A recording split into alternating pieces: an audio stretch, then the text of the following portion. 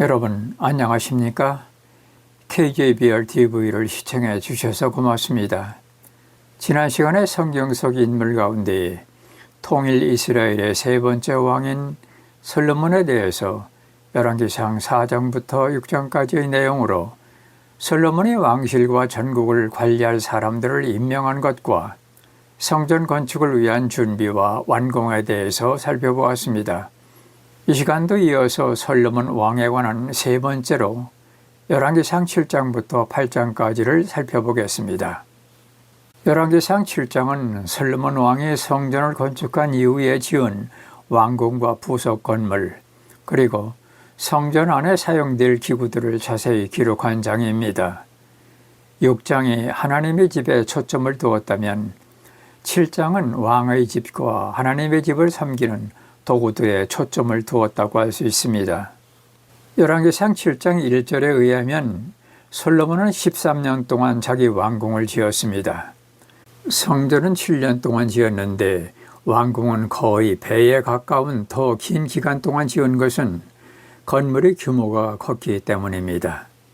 7장 2절부터 5절에 왕궁을 지은 재료와 규모에 관한 내용으로 재료는 레바논 백향목과 다듬은 돌을 가져와 지었습니다.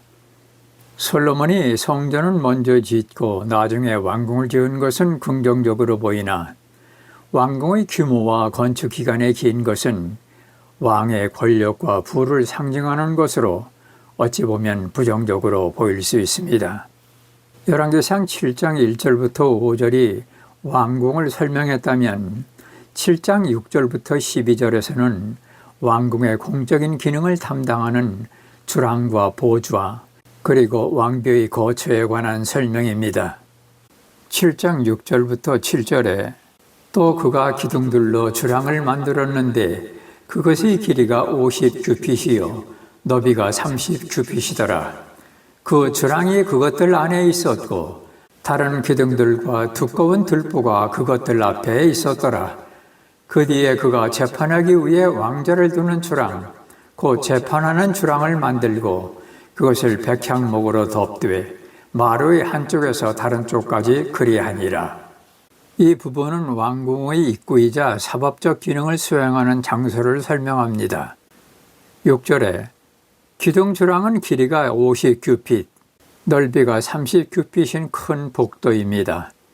건물 앞에 또 다른 기둥과 발판을 만들어 웅장함을 더했습니다. 7절은 보좌의 주랑으로 재판하는 주랑입니다.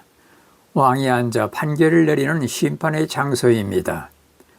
바닥부터 천장까지 모두 값비싼 백향목으로 덮어 권위와 위엄을 강조했습니다. 8절은 솔로몬과 그의 아내 파라오의 딸을 위한 궁을 설명합니다. 그가 거하는 그의 집에는 주랑 안에 다른 뜰이 있었는데 그 뜰들도 같은 작업으로 지어졌으며 솔로몬이 자기가 아내로 취한 파라오의 딸을 위해 또한 집을 짓되 이 주랑과 같은 식으로 지었더라. 재판하는 주랑 뒤편에는 솔로몬이 거주하는 별개의 궁을 두었습니다. 솔로몬은 결혼 동맹을 맺은 이집트 왕 파라오의 딸을 위해 특별히 별궁을 지어주었습니다. 이 건물들 역시 레바논 나무 왕궁과 같은 양식으로 아름답게 지어졌습니다. 열왕기상 7장 9절부터 12절은 건축 재료와 기술의 정교함을 보여줍니다. 이 모든 것은 다듬은 돌들의 치수에 따라 톱을 켜서 만든 값비싼 돌들로 안팎이 지어지되 곧 그 기초에서부터 갓돌까지와 밖에서 큰 뜰에 이르기까지 그렇게 지어졌으며 그 기초는 값비싼 돌들, 즉 큰 돌들, 곧 10규빗인 돌들과 8규빗인 돌들로 만들어졌더라. 그 위에는 다듬은 돌들의 치수에 따라 값비싼 돌들과 백향목들이 있었고 또 큰 뜰 주위에는 다듬은 돌 3줄과 백향목 들보 1줄이 있었는데 그 돌은 주의 집 안뜰과 그 집 주랑에도 쓰였더라.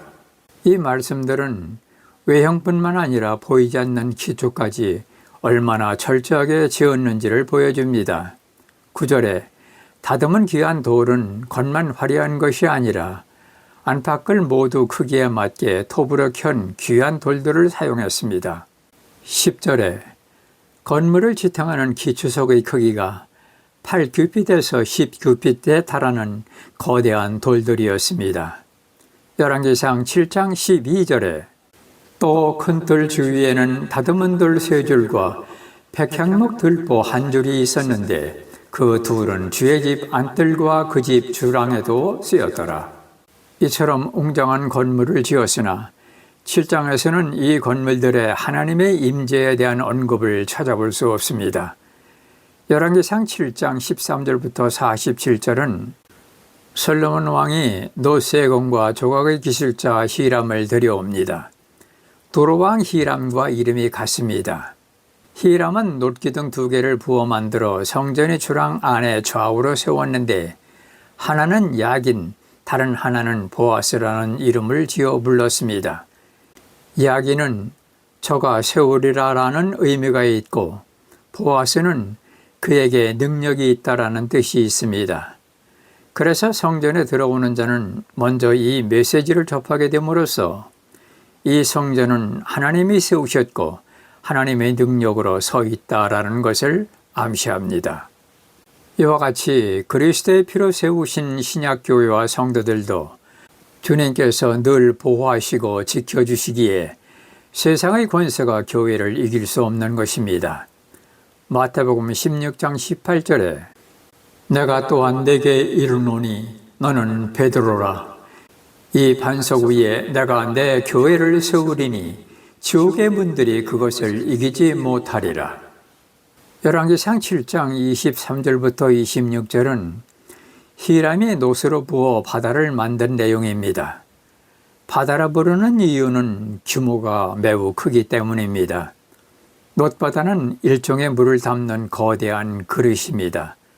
이것의 용도는 역대하 4장 6절에 의하면 제사장들이 성전에서 봉사할 때 씻기 위해 만든 거대한 놋 대야입니다. 놋바다를 12마리의 소가 떠받치고 있는 모양으로 만든 것은 소는 봉사와 희생을 상징하는 동물로 예수님으로 죄를 용서함 받은 성도는 소처럼 봉사와 희생을 아끼지 말아야 할 것입니다. 열왕기상 7장 27절부터 37절은 놋으로 바퀴 달린 받침대를 만드는 내용입니다. 물두멍을 옮기기 쉽게 바퀴를 달았습니다. 이것은 움직이는 정결로 정결함은 한 장소에만 머무르지 않고 제사가 드려지는 곳마다 깨끗함이 따라야 하기에 이는 오늘날 성도에게도 적용됩니다.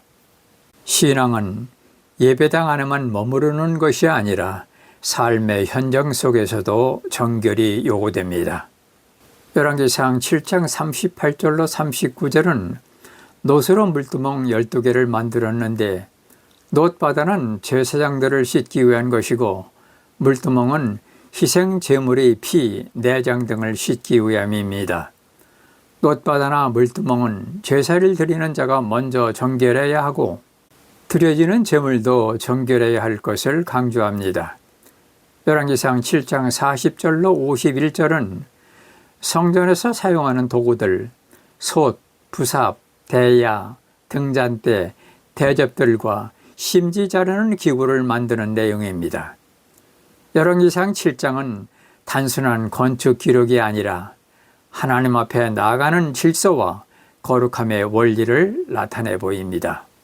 그러나 성전 건물은 영원하지 않습니다. 성전은 하나님께 드려졌지만 솔로몬의 마음은 점점 왕궁을 향해 갔기 때문입니다. 오늘 우리는 묻습니다. 내 삶의 중심에는 성전이 있는가 아니면 왕궁이 있는가? 솔로몬의 성전은 최고의 재료와 기술로 지어졌지만 그것으로 인간은 완전해질 수 없었습니다. 왜냐하면 성전 안의 놋바다는 매일 반복되는 시침을 요구했고 금기구는 죄 많은 인간이 쉽게 다가갈 수 없기 때문입니다. 그러나 예수 그리스도께서는 단번에 드려진 희생으로 우리를 깨끗하게 하셨습니다. 고린도전서 3장 16절에 너희가 하나님의 성전인 것과 하나님의 영께서 너희 안에 거하시는 것을 너희가 알지 못하느냐? 그렇습니다. 이제 성전은 건물이 아니라 그리스도 안에 있는 성도들입니다. 열왕기상 8장은 구약성경 전체에서도 매우 중요한 전환점이자 정점에 해당하는 장입니다. 다윗의 염원이었던 성전 완공과 봉헌, 그리고 솔로몬의 기념비적인 기도가 담겨 있습니다. 열왕기상 8장 1절부터 21절은 언약궤의 입성과 하나님의 임재에 관한 내용입니다. 열왕기상 8장 1절부터 11절에 솔로몬은 성전을 완공한 후 다윗 성에 있던 언약궤를 성전 지성소로 옮깁니다. 성전보다 더 중요한 것은 하나님의 말씀인 언약궤입니다. 열왕기상 8장 10절부터 11절에 제사장들이 성소에서 나올 때에 구름이 주의 집에 가득하므로 제사장들이 그 구름으로 인해 서서 섬길 수 없었으니 이는 주의 영광이 주의 집에 가득하였기 때문이더라. 궤를 안치했을 때 구름이 성전에 가득 찼는데 이는 하나님께서 이 성전을 당신의 거처로 승인하셨다는 임재의 상징입니다. 열왕기상 8장 12절부터 13절에서 하나님은 흑암 중에 계셨는데 여기서 흑암은 악함이나 죄, 혼돈이 아니라 하나님의 신비롭고 인간이 감히 다 헤아릴 수 없는 임재를 의미합니다. 그리고 13절에서 솔로몬은 내가 참으로 주를 위해 거하실 집을 건축하였사오니 고 주께서 영원히 머무르실 안정된 처소입니다. 라고 한 것은 자기 업적을 자랑하는 것이 아니라 왕으로 받은 사명에 대한 순종을 고백한 것입니다.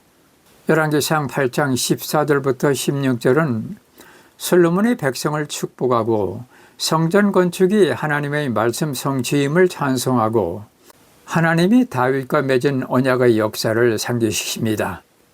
8장 17절부터 21절에서 솔로몬은 왜 자기 아버지 다윗이 아닌 자신이 성전을 지었는지 이유를 밝히고 성전의 가장 중심에 주께서 약속하신 언약궤를 둘 처소를 마련했다고 설명합니다.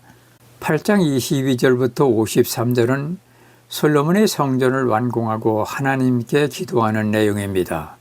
27절에 그러나 하나님께서 참으로 땅에 거하시리이까 보소서 하늘과 하늘들이 하늘이라도 주를 품을 수 없거든 내가 건축한 이 집에야 얼마나 더 그리하리이까. 솔로몬은 이 기도를 통해서 훌륭한 성전을 지어놓고 하나님은 한 건물 안에 갇혀 계신 분이 아닌 어디에나 계신 하나님의 초월성을 인정합니다. 이 부분은 8장의 핵심으로 솔로몬이 하늘을 우러러 향해 손을 펴고 드리는 7가지 간구가 포함되어 있습니다. 31절부터 32절 이웃에게 범죄했을 때 누군가가 이웃에게 잘못을 저질러 성전 제단 앞에서 맹세하게 될 때 하나님께서 개입하셔서 악한 자는 벌하시고 의로운 자는 그 의로운 대로 갚아달라는 공의로운 판결을 간구합니다. 33절부터 34절 적국에 패하실 때 백성이 하나님께 범죄하여 전쟁에서 패하고 적국에 밀려났을 때 다시 주께로 돌아와 이 성전에서 빌면 그 죄를 사하시고 조상들에게 주신 땅으로 돌아오게 해달라는 간구입니다. 35절부터 36절 가뭄이 들었을 때 백성의 범죄로 인해 하늘이 닫히고 비가 내리지 않는 재앙이 닥쳤을 때 그들이 죄에서 돌이켜 이 성전을 향해 기도하면 비를 내려주시고 마땅히 행할 선할 길을 가르쳐달라고 기도합니다. 37절부터 40절 각종 재앙과 질병이 닥쳤을 때 기근, 전염병, 곡식이 시드는 재해, 메뚜기 때 혹은 적군의 포위나 질병 등 온갖 재앙이 닥칠 때 각 사람이 자기 마음의 재앙을 깨닫고 이 성전을 향해 손을 펴고 기도하면 그 마음을 아시는 주께서 죄를 사하시고 회복시켜 달라는 간구입니다.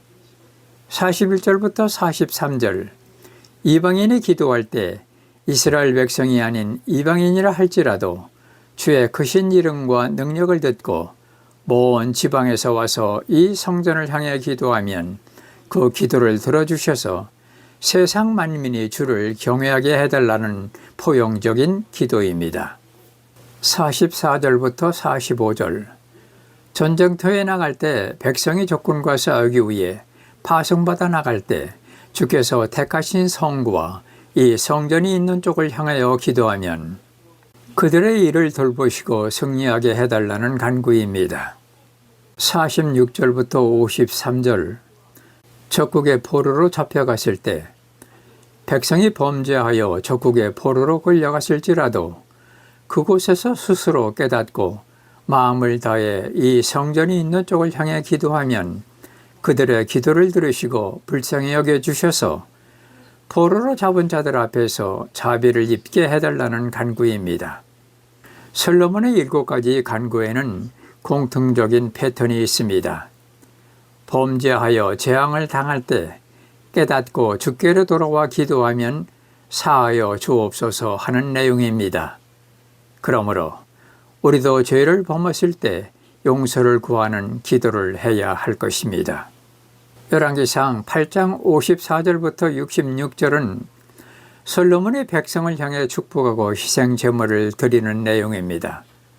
55절부터 61절에 기도를 마친 솔로몬은 일어서서 백성들을 축복하며 권면합니다. 하나님은 이스라엘과 약속하신 것을 다 지키시고 안식 주심을 찬양하면서 우리를 버리거나 떠나지 마시고 주님의 명령들과 법규를 지키게 하시기를 원하며 주는 하나님 한 분이시기에 그분의 명령을 지키라고 하였습니다. 열왕기상 8장 62절부터 66절에서 솔로몬은 소 2만 2천, 양 12만 마리를 번제물과 음식 헌물과 화평 헌물로 드리는 것으로 열왕기상 8장이 끝납니다. 열왕기상 8장은 우리에게 묻습니다. 너는 성전을 의지하는가? 하나님을 의지하는가? 예수님은 말씀하셨습니다. 이 성전을 헐라. 내가 사흘 만에 다시 세우리라. 예수 그리스도, 그분이 바로 참 성전이십니다. 하나님은 건물 안에 갇히지 않으시고 어디나 계시기에 회개하며 부르짖는 자의 기도에는 반드시 응답하십니다. 여러분의 댓글을 주시면 더 좋은 영상을 만듭니다. 끝까지 시청해 주셔서 고맙습니다.